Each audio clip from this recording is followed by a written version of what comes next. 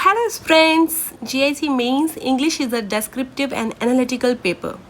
Success here doesn't depend on the rote learning but on structural clarity, precision in grammar, precise writing skills, and rich vocabulary.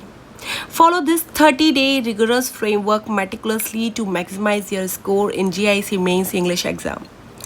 तो GIC mains English exam आपका आ चुका है. जिन्होंने pre clear कर लिया है वो ये 30 डे स्ट्रेटजी ज़रूर अप्लाई करें और आई गारंटी यू कि आप ये एग्ज़ाम ज़रूर निकालोगे अगर इस हिसाब से पढ़ोगे तो.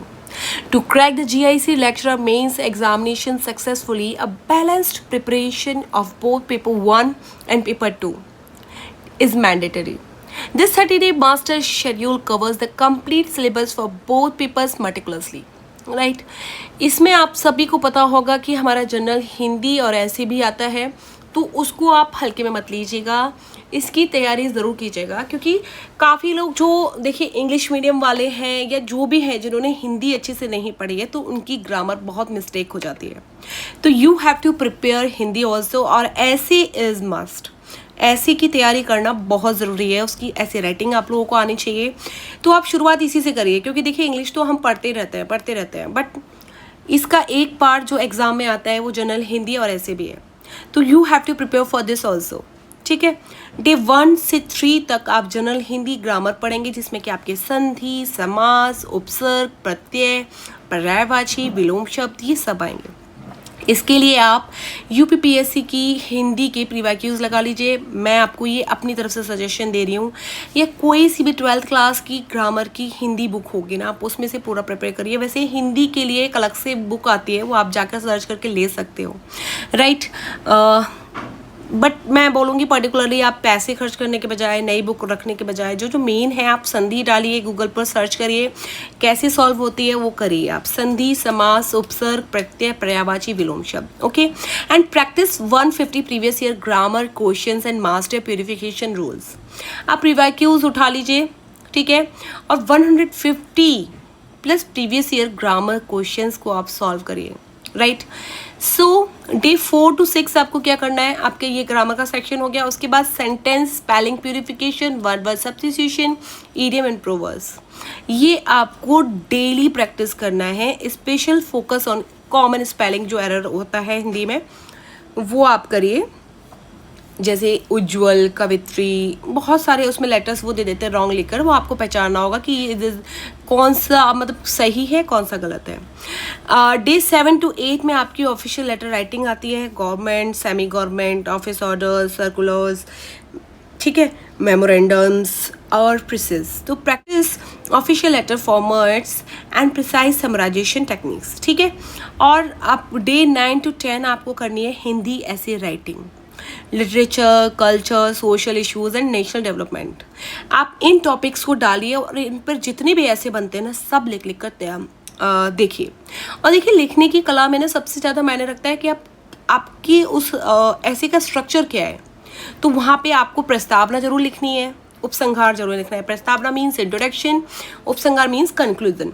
शुरुआत अगर आप अच्छी करेंगे ना तो first impression is the last impression. आप लोगों को पता है कि हो सकता है कि जो एग्जामिनर हो वो पूरा आपका ना पढ़े बट आपका प्रस्तावना ही इतना इंटरेस्टिंग लगे कि वो उस पर मार्क्स दे दे फुल. तो you have to write in a proper structure with a proper structure. तो आप प्रस्तावना जरूर डालना कि प्रस्तावना में उसका बैकग्राउंड की किसके बारे में आप लिख रहे हो, उसका बैकग्राउंड क्या है. और मैं आपको सजेस्ट करूँगी सबसे अच्छी चीज़ कि आप ऐसे राइटिंग में किसी भी कवि की फेमस कोट हो या कुछ भी हो, फ्लो चार्ट और ये सब जरूर डालेगा. तो इससे आपको एक्स्ट्रा मार्क्स जरूर मिलेंगे. You will get extra marks in mains GIC lecture English. Okay, तो हिंदी ग्रामर के लिए मैं आपको टिप देना चाहूँगी. Use precise terminology in grammar and official correspondence to prevent any negative marking. ठीक है, जितनी ज़्यादा प्रैक्टिस करेंगे नेगेटिव मार्किंग से बचना है तो आपको ग्रामर में बिल्कुल परफेक्ट होना पड़ेगा. ठीक है, और ऐसे ही लिखने के लिए आपको मैंने बता दिया, आपकी स्ट्रॉन्ग कोटेशन कोई सी भी लेके आप उसमें इंक्लूड कर देना। And conclude with a balanced optimistic perspective. आपको जो उपसंहार लिखो, जो प्रस्तावना लिखो, उसकी बॉडी हो, स्ट्रक्चर हो, उसमें आपको इंप्रेसिव बनाने के लिए फ्लो चार्ट, इंपॉर्टेंट कोट्स किसी भी महान राइटर या किसी भी महान इंसान की, वो आप डाल सकते हो। ठीक है, चलिए ये तो था हमारा फेज़ बना। अब हम आ जाते हैं फेज़ 2 पर। इंग्लिश और हिंदी और इससे ही शुरुआत करना आप, क्योंकि इसमें ज़रूर मात खाते हैं, इसलिए हमको शुरुआत इससे ही करनी है। ठीक है, नाउ पेपर जो फेज़ 2 है हमारा, इंग्लिश लैंग्वेज और लिटरेचर का होता है।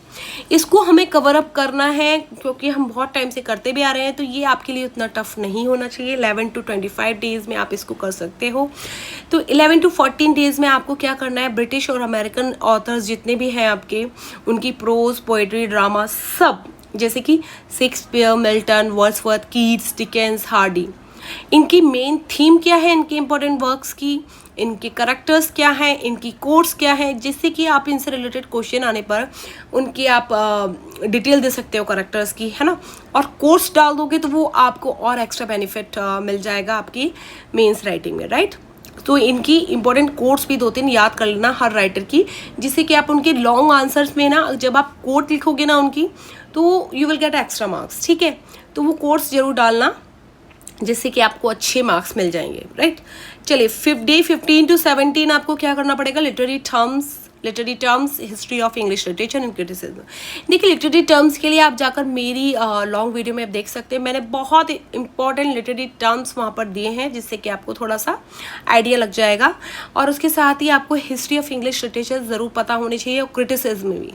ठीक है, ये अब डेस्क्रिप्टिव जब हम लिखते हैं ना, तो पढ़ना तो बहुत आसान है, पर लिखते टाइम हमारे जो लैंग्वेज है वो उतनी इफेक्टिव नहीं होती, इसलिए हमको अच्छे मार्क्स नहीं मिलते हैं।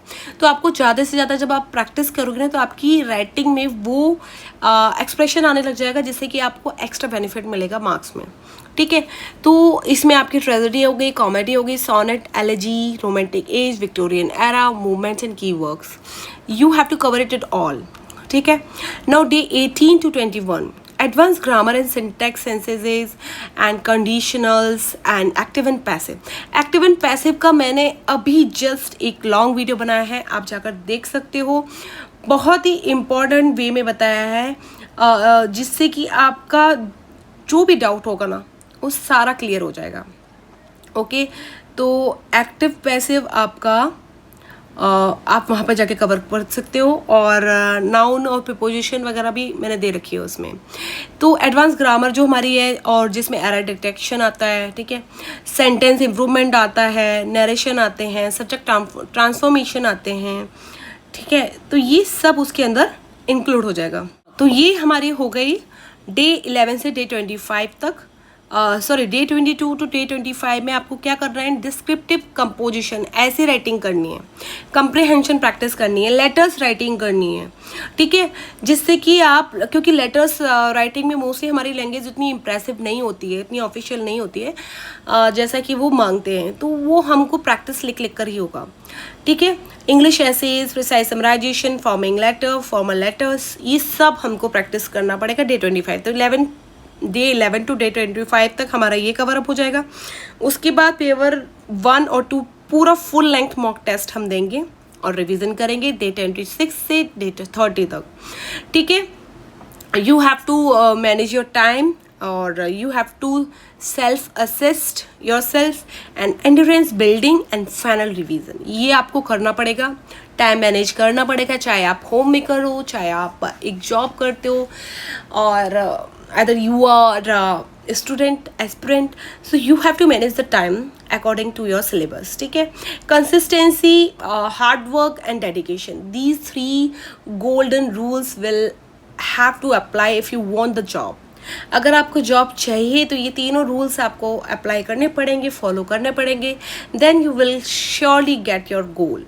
आप सच में, अगर आप ये तीनों चीज़ें बोलते हैं ना, जो हम चीज़ें दिल से चाहते हैं वो हमें ज़रूर मिलती है, भगवान भी आपको परस कर देंगे आपका। लेकिन हार्ड वर्क 100% आपकी आपको अपना 100% देना है। देखिए, जब आप अपना 100% दोगे ना, कभी कभी हम शुरुआत में हम सोच लेते हैं क्या हम ये कर पाएंगे, वो जो क्या है ना, जो हमने इफ़ लगा दिया, ठीक है, वही गड़बड़ है, हमने शुरुआत ही नेगेटिव से कर दी। इम्पॉसिबल में भी आई एम पॉसिबल है, तो we have to start with positivity, ठीक है, पॉजिटिव होके हमको शुरू करना है. If we start with positivity and with our 100% efforts, तो श्योर आई श्योर यू कि यू विल गेट दिस. अगर आप पूरे 100% लगन के साथ शुरू करोगे ना, तो आप कर लोगे. इट्स कम्प्लीटली ऑन यू, ठीक है.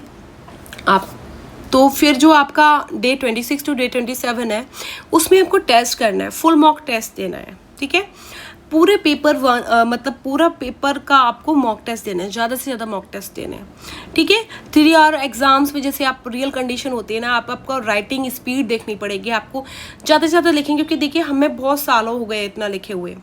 तो you have to practise at home, आपको घर पे ही वो प्रैक्टिस करनी है, ठीक है. डे 28 टू डे 29 में आपको इंग्लिश लिटरेचर और लैंग्वेज का फुल मॉक टेस्ट देना है. शुरू डे 26 टू 27 में आपको हिंदी, इंग्लिश, जनरल हिंदी और ऐसे का फुल मॉक टेस्ट देना है. 28 टू 29 डेज में आपको इंग्लिश लिटरेचर और लैंग्वेज का फुल मॉक टेस्ट देना है, ठीक है. Complete subject paper simulation and weak area analysis. आपके कौन से वीक एरियाज़ है, उस पर आपको देखना है, उस पर ज़्यादा वर्क करना है. जब आप लिखोगे ना, तो आपको पता लग जाएगा कि मेरी मिस्टेक यहाँ होती है ना. तो आई हैव टू मुझे इस पर काम करना है, ठीक है. I have to work on this. कहीं कहीं किसी एरियाज़ में हम बहुत अच्छे होते हैं, ठीक है, किसी एरियाज़ में हम थोड़े से वीक होते हैं, तो हमको वो वीक एरिया पता करना है और उस पर ज़्यादा वर्क करना है, ठीक है. डे 30 में आपका final revision, Hindi rules, English course and with essay outlines, ठीक है. आपको बहुत काम रहना है, ठीक है. Revise concise notes and build ultimate confidence. Best of luck, ठीक है. Consistency and structured presentation are your keys to success, ठीक है. Present your answers in both papers with a neat hand writing and clear headings. आपको headings जरूर डालनी है. You will definitely succeed. मेरा blessings और मेरी प्रेयर्स आप लोग के सबके साथ हैं, और हार नहीं मारनी है, बस अपना 100% देना है, खुद से ईमानदारी, खुद से ऑनेस्टी रखनी है, okay. So best of luck for your exams. और इस स्ट्रेटजी से आप अगर करेंगे तो you will cover all the syllabus in 30 days, ठीक है. So best of luck for your exam. Keep learning, keep growing, and like and subscribe if you feel helpful this video. अगर आपको ये वीडियो हेल्पफुल लगी हो, if you find helpful, जिससे आपको समझ में आया हो थोड़ा सा बॉस भी, और आपको लगा हो कि हाँ ये थोड़ा सा स्ट्रेटेजी काम करेगी, तो please like and subscribe my channel and share with your friends also, okay. So stay tuned. Thanks for watching.